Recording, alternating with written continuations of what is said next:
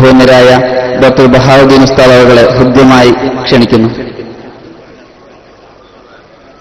മുഴുവൻ വിദ്യാർത്ഥികളും സദസ്സിലേക്ക് ഇറങ്ങിയിരിക്കണമെന്ന് വളരെ വിനീതമായി അറിയിക്കുന്നു.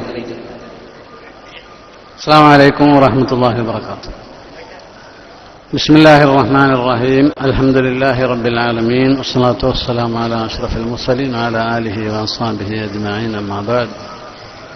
ഫഊസികും വഇയ്യായ അവ്വലൻ ബിതഖ്വല്ലാഹ്. ബഹുമാന്യരായ അധ്യക്ഷരെ, SKSSFന്റെ സംസ്ഥാന ജില്ലാ നേതാക്കളെ, മറ്റു കർമ്മകുശലരായ SKSSFന്റെ പ്രവർത്തകരെ, പ്രിയപ്പെട്ട വിദ്യാർത്ഥികളെ, സഹോദരങ്ങളെ, സർവശക്തനായ അല്ലാഹു നമ്മുടെ ഈ സംഗമം ഒരു സാലിഹ അമലായി ഖബൂൽ ചെയ്യട്ടെ. ആമീൻ. വിവിധ സെഷനുകളിലൂടെ നീണ്ട ഈ പരിപാടിയുടെ അവസാന സെഷനിലാണ് നമ്മൾ സംബന്ധിച്ചിരിക്കുന്നത്. നിങ്ങളൊക്കെ സംസ്ഥാനത്തിന്റെ വിവിധ ഭാഗങ്ങളിൽ എത്തിച്ചേരാനുള്ള തത്രപ്പാടിലാണ് എന്ന്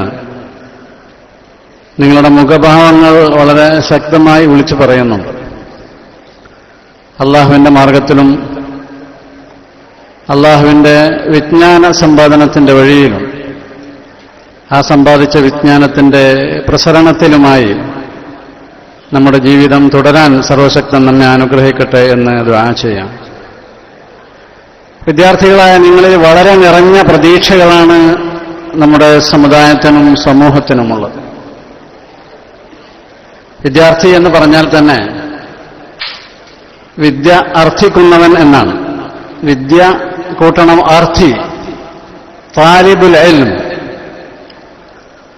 വിദ്യ എന്ന് പറഞ്ഞാലാകട്ടെ അള്ളാഹുവിന്റെ പ്രകാശമാണ്.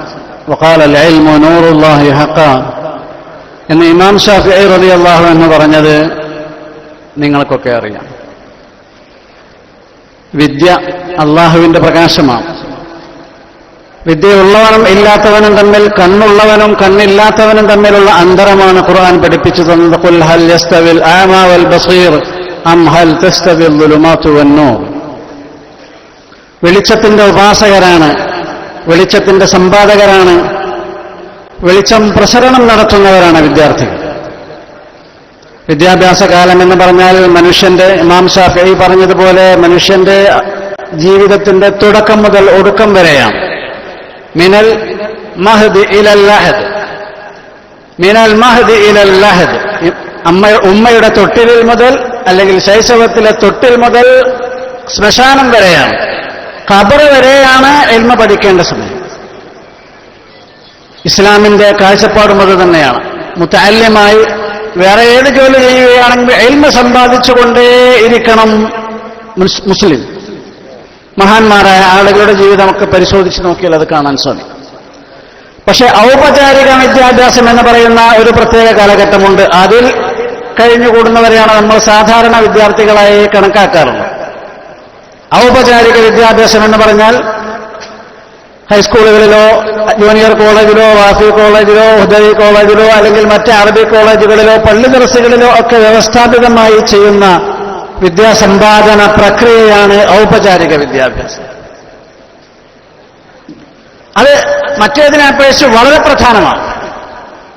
എന്ന് പറഞ്ഞാൽ ജീവിതാവസാനം വരെ തുടരേണ്ട വിജ്ഞാന സമ്പാദന പ്രക്രിയക്ക് ആവശ്യമായ ശക്തമായ അടിത്തറ കരസ്ഥമാക്കുകയാണ്, അടിത്തറ പണിയുകയാണ് ഔപചാരിക വിദ്യാഭ്യാസം. നഹവും സർഫും, ഇസ്മും ഫിഅലും, നൗണും വർബും, നാമവും ക്രിയയും, അങ്ങനെ എല്ലാ ഭാഷകളിലും വിഷയങ്ങളിലുമുള്ള അടിത്തറകൾ പണിയുകയാണ് ഔപചാരിക വിദ്യാഭ്യാസത്തിൽ പ്രധാനമായി ചെയ്യുന്നത്. അടിത്തറ പണിതു കഴിഞ്ഞാൽ പിന്നെ ആവശ്യമുള്ള വിധത്തിൽ, ആവശ്യമുള്ള സന്ദർഭത്തിൽ, ആവശ്യമായ രീതിയിൽ, സ്ട്രക്ചറിൽ നമുക്ക് ബിൽഡിംഗ് നിർമ്മിക്കാവുന്നതാണ്. അതുകൊണ്ട് തന്നെ ഔപചാരിക വിദ്യാഭ്യാസ കാലത്തിന് വളരെ വലിയ പ്രസക്തിയുണ്ട്, പ്രാധാന്യമുണ്ട്. വളരെ അമൂല്യമായ സമയമാണത് എന്ന് നമ്മൾ മനസ്സിലാക്കണം. അതുകൊണ്ടാണ് പണ്ട് കാലങ്ങൾ മുതലേ മുതഅല്ലിമീങ്ങളുടെ സമയത്തിന് വളരെ വലിയ വില മതിക്കുന്നതാണ് എന്ന് മഹാന്മാർ പഠിപ്പിച്ചത്. അല്ലാ യുളയ്യ വഖ്തൻ മിൻ ഔഖാതിഹി ഇല്ലാ ഫീ തലബിൽ ഇൽം. മുതഅല്ലിം അവന്റെ ഒരു സമയം പോലും വിദ്യാസമ്പാദനത്തിൽ അല്ലാതെ ചെലവഴിക്കരുത് എന്നാണ് അതിന്റെ അർത്ഥം. വിദ്യാസമ്പാദനം എന്ന് പറഞ്ഞാൽ വിജ്ഞാനം ആർജിക്കലും അതിന്റെ കൈകാര്യകർത്തൃത്വത്തിനാവശ്യമായ പ്രവർത്തനങ്ങൾ ചെയ്യലുമൊക്കെ അത് തന്നെയാണ്. അങ്ങനെയാകുമ്പോൾ ആ വിദ്യ കരസ്ഥമാക്കാനും കരസ്ഥമാക്കിയ വിദ്യ പ്രയോഗവൽക്കരിക്കാനും അതിന്റെ പ്രസരണം നടത്താനുമൊക്കെ നമുക്ക് അവസരമുണ്ടായിത്തീരും. വിദ്യ കരസ്ഥമാക്കുന്ന ഒരാൾ ചെയ്യുന്നത് അയാൾക്ക് വ്യക്തിപരമായുള്ള നേട്ടം സമ്പാദിക്കുക, നേട്ടം കരഗതമാക്കുക മാത്രമല്ല, സമൂഹത്തെ ആകമാനം മുന്നിൽ കണ്ടുകൊണ്ടാണ് അയാളുടെ പ്രക്രിയ നടത്തപ്പെട്ടുകൊണ്ടിരിക്കുന്നത്.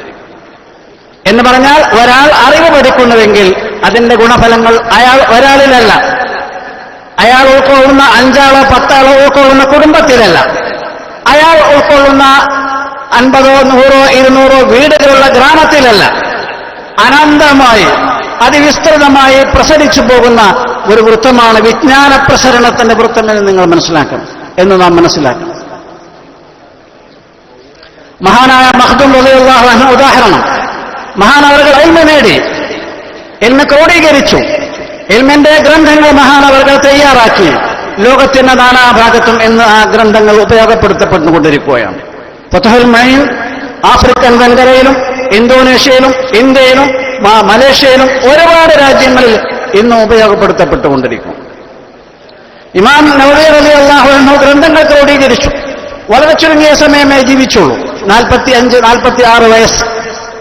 ഈ ചുരുങ്ങിയ കാലഘട്ടത്തിനകം മഹാനവറുകൾ നേടിയ വിജ്ഞാനം ഏതാനും ഗ്രന്ഥങ്ങളിൽ ക്രോഡീകരിച്ചപ്പോൾ ഉദയസൂര്യന്റെ ചുവട്ടിൽ എങ്ങും മഹാനവറുകളുടെ ഗ്രന്ഥങ്ങൾ പ്രാചുര്യം നേടി എന്ന് നമ്മൾ മനസ്സിലാക്കി.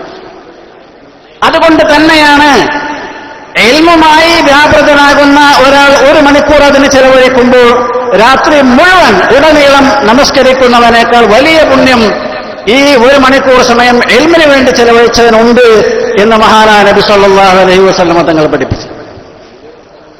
അയാളുടെ 1 മണിക്കൂറിന്റെ സേവനം, അയാളുടെ 1 മണിക്കൂറിന്റെ ഗുണഫലങ്ങൾ, അയാളുടെ 1 മണിക്കൂറിന്റെ അധ്വാനത്തിന്റെ പ്രസരണ മേഖല വാനോളം ഉയർന്നു പോകുന്നതും ചക്രവാളങ്ങളോളം വികസിക്കുന്നതുമാണ് എന്ന് നമുക്ക് കാണാൻ സാധിക്കും.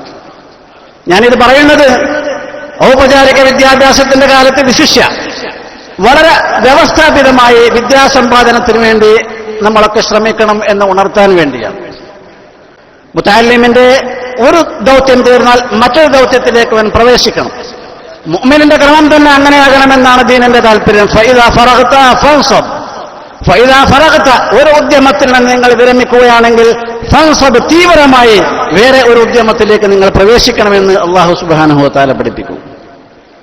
മഹാന്മാരായ പണ്ഡിതന്മാരൊക്കെ അങ്ങനെയായിരുന്നു.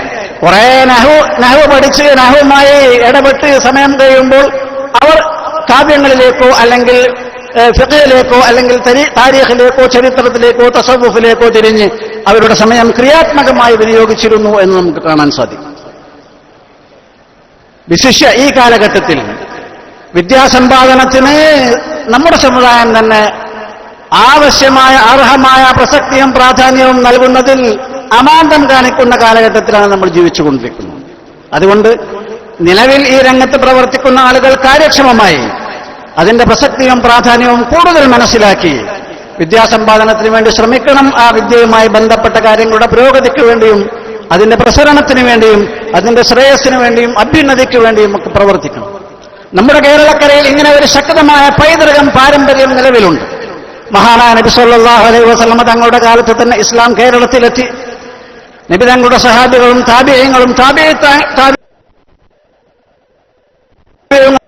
വന്ന് അവരുടെ തലമുറ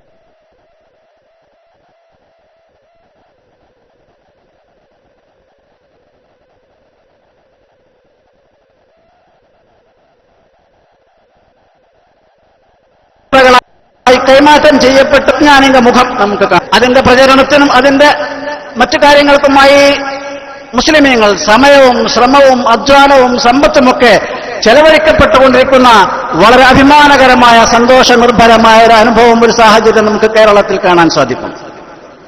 9500 മദ്രസകൾ കേരളത്തിലുള്ള സമസ്ത കേരള ഇസ്ലാമിക വിദ്യാഭ്യാസ ബോർഡിന്റെ കീഴിൽ നടക്കുമ്പോൾ അതിന്റെ ചെറിയൊരു ശതമാനം പോലും വിശാലമായ ഇന്ത്യ രാജ്യത്തിന്റെ മറ്റു ഭാഗങ്ങളിൽ നടത്തപ്പെടുന്നില്ല എന്ന് താരതമ്യ പഠനം നടത്തുമ്പോഴാണ് കേരളത്തിന്റെ ഈ വിഷയകമായ പ്രസക്തിയും പ്രാധാന്യവും മഹത്വവും നമുക്ക് മനസ്സിലാക്കാൻ സാധിക്കും.